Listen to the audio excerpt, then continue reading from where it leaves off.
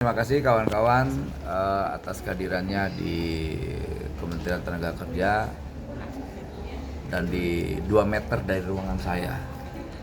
Hari ini tadi kita sudah panggil kawan-kawan aplikator atau platform digital dan mereka hadir luar biasa. Sedikit ada situasi yang membuat saya marah ya.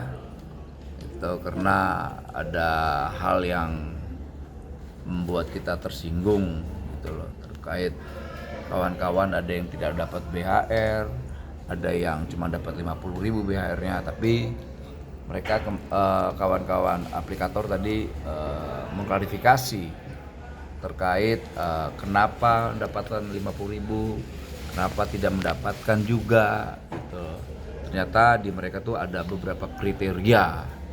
Tapi kriteria itu juga kita sanggah dengan data-data yang menjadi basis laporan kawan-kawan driver ojek online Tapi mereka akan melakukan evaluasi yang menyeluruh ya, karena jangan sampai kejadian Lebaran kemarin itu terjadi di Lebaran ke depan. Tapi satu hal yang menjadi poin adalah ini adalah kemenangan perjuangan kawan-kawan ojek online.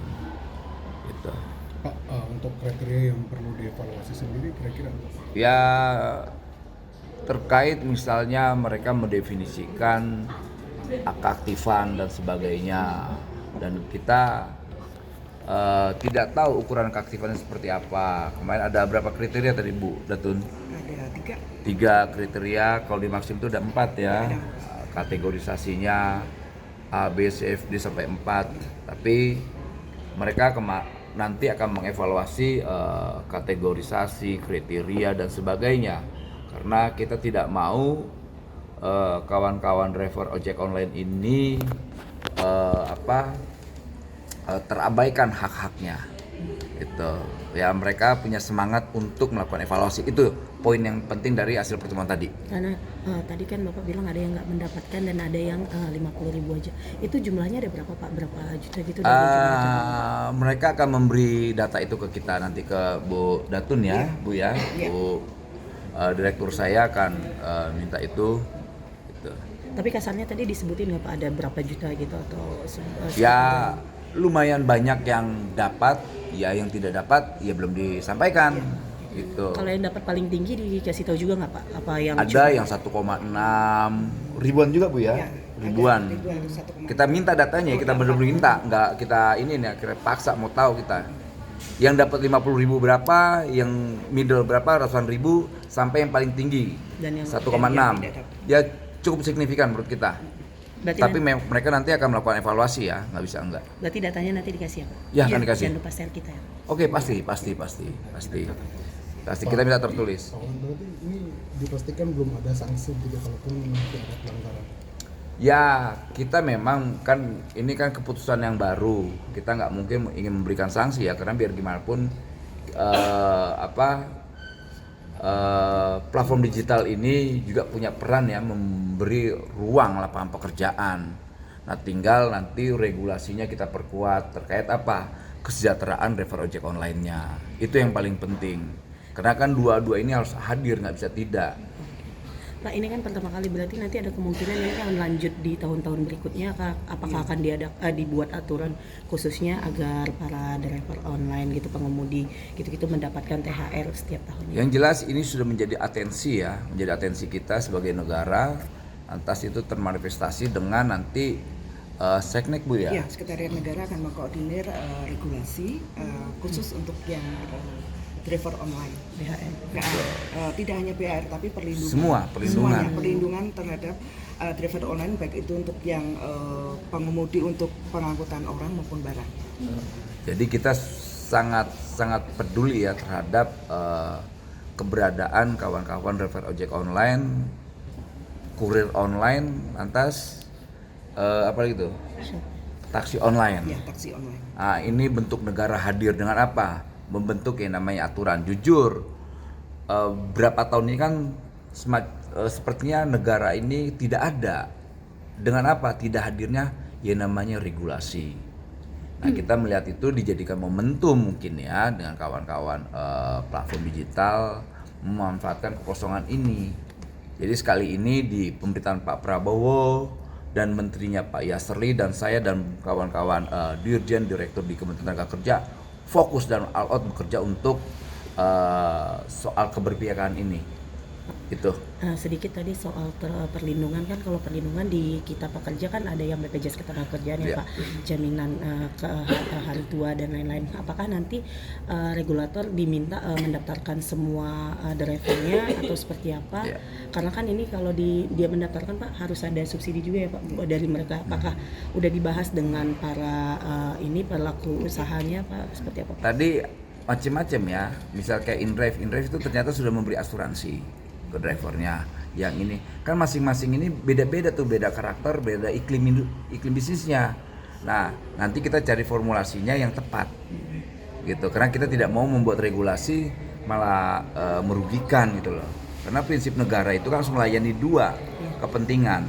Pertama kepentingan industrialnya, kedua kepentingan kesejahteraannya, kesejahteraan drivernya. Nah, dua komponen ini harus terlayani. Pak, berarti yang setelah evaluasi ini, apakah driver yang BHR-nya hanya 50.000 atau nggak dapat itu bakal dapat BHR susulan atau gimana Pak? Kalau soal itu kita belum mengacu ke sana. Tapi yang jelas ini menjadi bahan evaluasi kita untuk ke depan, jangan sampai hal itu terjadi lagi. Gitu. Pak Wamen, soal isu bisa nggak? Apa? Soal isu lain. Isu lain. Ya, jadi kan Isu lain apa tuh? Tarif resiprokal. Jadi industri tenaga kerja lagi terancam PHK nih. Aduh, kita ngomongin online dulu lah. Satgas PHK. Terlalu. Hah? Kesiapan dari Kemenaker sendiri sih Pak Wamen, kira-kira sejauh apa untuk merespon tarif resiprokal? Aku belum bisa menyampaikan hal itu ya. Fokus aku kan ini dulu nih, online, ojek online ya. Oke, siap. Saya minta maaf. Ada lagi kalau nggak ada, makasih ya. Pak, maaf yang tadi datang itu siapa aja Pak? Iya Pak. Ya dari Gojek, Grab, InDrive, Lalamove, Shopee, JNE, boleh gitu. Maxim, Tujuh ya Pak. gitu. Ada 7 berarti Pak. Berapa? 7. Ya segitulah. Dari 7 itu yang evaluasinya paling bagus yang mana Pak? Ya Pak. Ya kalau menurut kita ya relatif bagus semua ya, mereka transparan lah ya, mereka terbuka dengan kita soal waktu yang mepet, kemudian sistem yang nggak memungkinkan dan sebagainya itu. Dan ini juga ya, tapi sekali lagi kita negara menekankan hal itu tidak boleh terjadi lagi untuk periode kedepannya. Pak, tadi Gitu. soal regulasinya Pak, itu regulasi perlindungannya khususnya teknisnya peraturan menteri Beliau, Dir, peraturan Permenaker atau PP bahkan dulu. Tidak, jadi ini dari Sekretariat Negara menginisiasi, kami dikumpulkan ya dari beberapa sektor yang terkait untuk menyusun yang tepat apa, masih belum ditentukan peraturan presiden atau peraturan pemerintah. Memang idealnya adalah peraturan pemerintah. Nah ini yang masih dibahas terus ya, dan nanti dari Sekretariat Negara pun akan mengundang dari pihak aplikator. Jadi kami ngikut di Sekretariat Negara, nanti siapa yang menjadi leading sektornya yang menentukan dari Sekretariat Negara. Karena ini kan lintas sektor, dan kalau kita bicara Menko adalah lintas koordinator, menteri koordinator. Ada Kemenhub, ada kemudian Komdiji, ada Naker, ada yang lain. tapi sudah mulai ada gambaran rapat mulai kapan?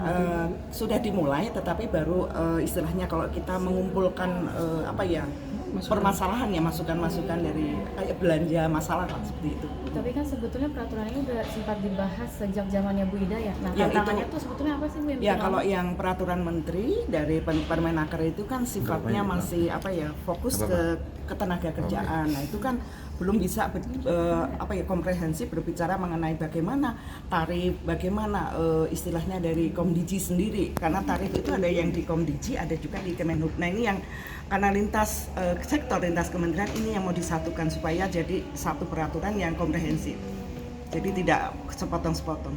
Terus hubungan kerjanya Bu? Kalau itu Soal nanti, kemitraan? ya itu nanti dibicarakan, tidak dalam konteks teknis ini ya kan, itu masih lebih jauh lagi nanti. Tapi kajiannya kira-kira akhir tahun ini ditargetkan Regulasinya Bu. Kalau regulasinya belum akhir tahun ini ya, jadi masih dibahas. Jadi kita nunggu dari Sekretariat Negara karena di lead oleh Sekretariat Negara. Pak, Ada lagi? terkait Satgas PHK, Oke. prioritasnya apa sih nanti? Nah, dulu Satgas PHK Pak Menteri. Saya harus hormati Menteri saya dong. Ya kan? Ada lagi? Nggak ada lagi ya? Pokoknya secara prinsip aplikator meminta maaf ke kita. Dan mereka akan mengevaluasi kekurangan mereka yang kemarin lah. Karena memang kita harus wajarnya. Pertama itu aturan yang baru, lantas dengan waktu yang mepet. Kayak gitu kira-kira. Makasih ya. Terima kasih.